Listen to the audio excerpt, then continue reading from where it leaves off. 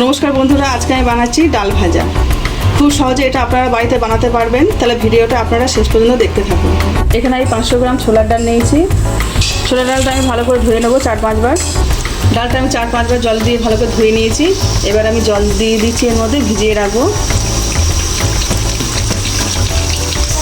জলের মধ্যে আমি 1 চামচ খাবার সোডা দিয়ে দিলাম। এবার এটা আমি সারা রাত ভিজিয়ে রাখবো। ডালটা আমি সারা রাত জলে ভিজিয়ে রেখেছিলাম, ডালটা ফুলে উঠেছে। এবার এটা আমি জল ঝরিয়ে নেব। ডালটা আমি জল ঝরিয়ে নিয়েছি।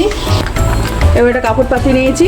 কাপড়ের ওপরে আমি ডালগুলো সব মেলে দেবো, ফ্যানের তলায় দেবো, রোদে দেবো না, রোদে দিলে জিনিসটা ভালো হবে না। আর সব ডাল আমার পাতানো হয়ে গেছে। এবার এটা আমি কিছুক্ষণের জন্য ফ্যানের তলায় দেবো, যাতে জলটা টেনে নেয়। ডালটা আমি কাপড়ে পাতিয়ে দিয়েছিলাম, এরকম জল টেনে নিয়েছে আর ঝুরঝুরে হয়ে গেছে। কড়াইতে আমি রিফাইন তেল দিচ্ছি, তেল গরম হয়ে গেছে। এবার ডালগুলো আমি তেলে দিয়ে দেবো।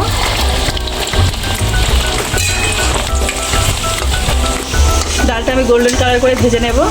ডালগুলো আমার ভাজা হয়ে গেছে, দেখুন কিছুটা ভেসে উঠেছে। এবার আমি তুলে নিচ্ছি। আমি তুলে নেব। এইভাবে সব ডালগুলো আমি ভেজে নেব। তো আমার ভাজা হয়ে গেছে, এবার আমি এগুলো তুলে নিচ্ছি। এবার বাদামগুলো আমি ভেজে নেব। হয়ে গেছে, আমি তুলে নিচ্ছি। ভেজে নেব ওই তেলে। ভাজা হয়ে গেছে, তুলে নিচ্ছি। ডালটা আমি টিস্যুর উপরে দিয়েছিলাম যাতে তেলটা টেনে নেয়।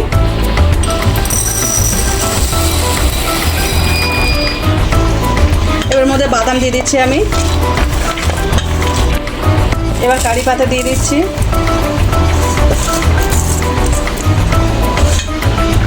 বিট নুন দিয়ে দিচ্ছি এর মধ্যে। 1/2 চামচ চাট মশলা দিয়ে দিচ্ছি। অল্প করে লঙ্কার গুঁড়ো দিলাম। এবার একসঙ্গে সবাই মিশিয়ে নিচ্ছি। একসঙ্গে সবাই ভালো করে মিশিয়ে নিচ্ছি। আমাদের এটা রেডি হয়ে গেল। আপনারা এটা 1 মাসের জন্য স্টক করে রাখতে পারেন। আমার এই রান্নাটা যদি আপনাদের ভালো লেগে থাকে তাহলে একটু লাইক করে দেবেন, শেয়ার করে দেবেন। কেমন হয়েছে কমেন্টে জানাবেন। আবার নতুন রান্না পেতে গেলে আমার চ্যানেলটা সাবস্ক্রাইব করে দেবেন।